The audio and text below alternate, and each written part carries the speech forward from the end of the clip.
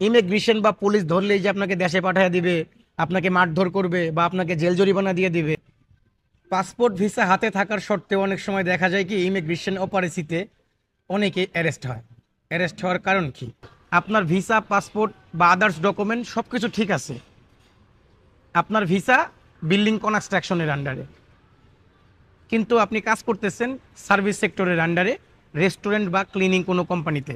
আপনি cleaner company বা রেস্টুরেন্টে কাজ করা অবস্থায় যদি মালয়েশিয়ান ইমিগ্রেশন অপারেসি দেয়, সেই অপারেসিতে আপনি ধরা পড়েন। ধরা পড়লে অবশ্যই আপনার পাসপোর্ট, ভিসা বা আদার্স ডকুমেন্ট ঠিকঠাক আছে কিনা সেটা চেক করবে। চেক করে যদি দেখে আপনার ভিসা বিল্ডিং কনস্ট্রাকশনের আন্ডারে, এইটাই কিন্তু আপনার অপরাধ। কারণ মালয়েশিয়ান গভর্নমেন্ট রুলস অনুযায়ী আপনার যে সেক্টরের ভিসা, আপনি সেই সেক্টরেই কাজ করবেন, কিন্তু আপনি কাজ করতেছেন ক্লিনিং কোম্পানিতে বা রেস্টুরেন্টে, এইটা আপনার অন্যায়। সঙ্গে সঙ্গে আপনাকে অ্যারেস্ট করে ইমিগ্রেশন ডিপোতে নিয়ে যাবে। এদের অনেক বাংলাদেশি ভাই নতুন কলিং ভিসা নিয়ে মালয়েশিয়াতে আসছে, আসার পরে এজেন্ট ভিসা লাগায় পাসপোর্ট হাতে দিয়ে দিচ্ছে। ধরেন সার্ভিস সেক্টরের ভিসা বা বিল্ডিং কনস্ট্রাকশনের ভিসা, যে সেক্টরের ভিসা সেই সেক্টরে কাজ করতেছে, তবে তারা মালয়েশিয়ান ভাষাটা পরিপূর্ণভাবে জানে না। হঠাৎ করে মালয়েশিয়ান ইমিগ্রেশন রেট দিল। রেট দেওয়ার পরে যখন পাসপোর্ট চাবে চেক করার জন্য, পাসপোর্ট, ভিসা, যদি বিল্ডিং কনস্ট্রাকশনের ভিসা হয়ে থাকে অবশ্যই সিআইডিবি, সব কিছু ঠিকঠাক আছে। ঠিক থাকার পরেও অনেক সময় মালয়েশিয়ান ইমিগ্রেশন নানান ধরনের প্রশ্ন করে। কোম্পানির নাম, মালিকের নাম, লোকেশন, মানে কোম্পানির অফিসটা কোন জায়গা, আরও নানান ধরনের প্রশ্ন করতে পারে। ইমিগ্রেশন যে প্রশ্নগুলো করবে সেই প্রশ্নের উত্তরগুলো সঠিকভাবে দিতে না পারলে অনেক সময় দেখা যায় ইমিগ্রেশন অ্যারেস্ট করে নিয়ে যায়।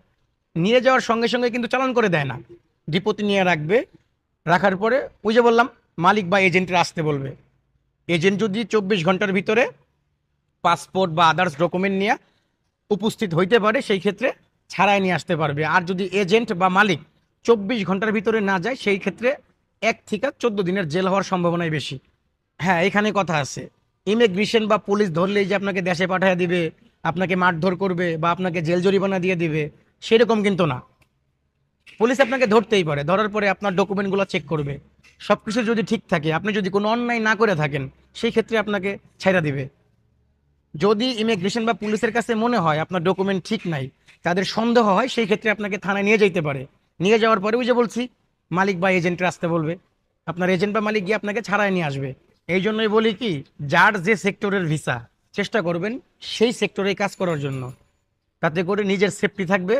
পুলিশ বা ইমিগ্রেশন আপনাকে ধরলেও দেখবে আপনার ভিসার সাথে আপনার সেক্টরের মিল আছে, সঙ্গে সঙ্গে আপনাকে ছাইড়া দিবে। আর আপনার ভিসা এক সেক্টরের, আপনি কাজ করবেন অন্য সেক্টরে, এটা তো এক ধরনের অন্যায়। সো অন্যায় করলে অবশ্যই সাজা পাইতে হবে।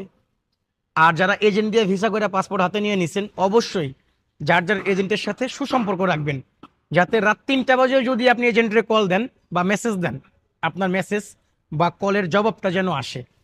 অনেক সময় দেখা যায় রাস্তায় চলার সময় পুলিশ বা ইমিগ্রেশন ধরতে পারে, কাগজপত্র চেক করতে পারে, আপনি ভাষা কম বুঝেন, আপনার এজেন্টের ফোন দিলেন, আপনার এজেন্ট ফোন রিসিভ করতেছে না।